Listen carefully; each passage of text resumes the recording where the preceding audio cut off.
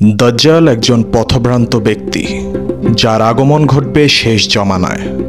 দাজ্জালের আবির্ভাব হবে কিয়ামতের সবচেয়ে বড় আলামত, যার দু চোখের মাঝখানে কাফের লেখা থাকবে এবং সে নিজেকে খোদা দাবি করবে।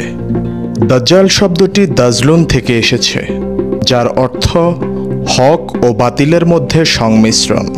তাছাড়া ধোঁকা, ষড়যন্ত্র, বাতিল এই সমস্ত বিষয় দাজ্জাল শব্দের ভিতর বিদ্যমান রয়েছে।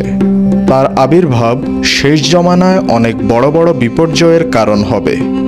সব নবী রাসূলরা তার ফিতনা থেকে উম্মতকে সতর্ক করে গেছেন, কারণ এমন অনেক আশ্চর্যজনক বিষয় আছে যা আল্লাহ পাক তার দ্বারা ঘটাবেন এবং তার সময়কালে সে মানুষের আকীদায় বড় ধরনের পরিবর্তন ঘটিয়ে ছাড়বে।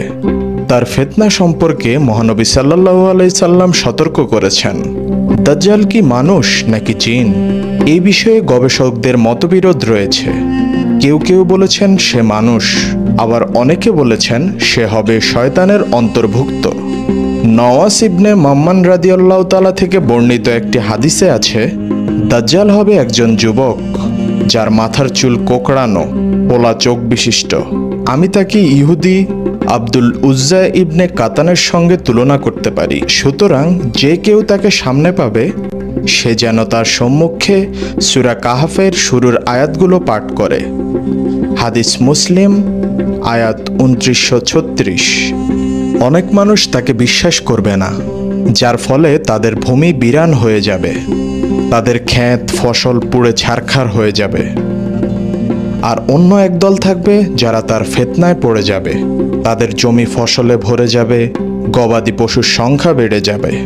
রাসূলুল্লাহ সাল্লাল্লাহু আলাইহি সাল্লাম বলেন, দাজ্জাল পূর্বাঞ্চলের খোরাসান অঞ্চল থেকে বের হবে। তিরমিজি ২১৬৩। এমন কোনো এলাকা থাকবে না যেখানে সে প্রবেশ করবে না, তবে মক্কা ও মদিনায় গন্তব্য হলেও সে সেখানে প্রবেশ করতে পারবে না। ফেরেশতারা শহর দুটিকে হেফাজত করে রাখবে। দাজ্জাল ৪০ দিন জমিনে অবস্থান করবে। ১ বছর হবে মাসের মতো, মাস হবে সপ্তাহের মতো, আর সপ্তাহ হবে একদিনের মতো, আর একদিন হবে খেজুরের শুকনা ডাল আগুনে জ্বলে নিঃশেষ হওয়ার মতো।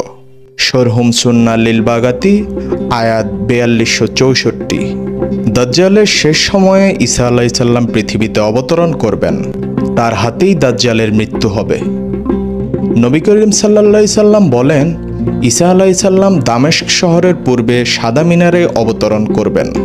অতঃপর দাজ্জালকে বাবেলুদে পেয়ে হত্যা করবেন। আবু দাউদ, আয়াত ৪১২১।